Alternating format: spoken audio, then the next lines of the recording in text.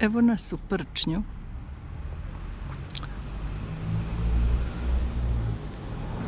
U sredini negde kotorskog dela Boke Kotorskog zaliva.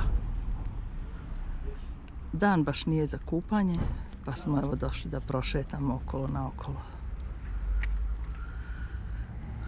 A stali smo ovdje da vidimo jednu napuštenu zgradu u vrlo stabilnom stanju što se građevinske osnove i zidova i toga tiče, ali su svi prozori i sve ostalo, ulaz, vrata, napušteni i neodržavani.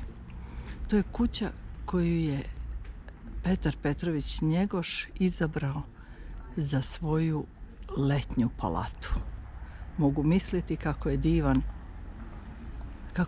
koliko je mnogo divnih dana on tu proveo i kako je to lepo bilo kada je on to odlučio da izabere. Evo još jedan pogled na Boku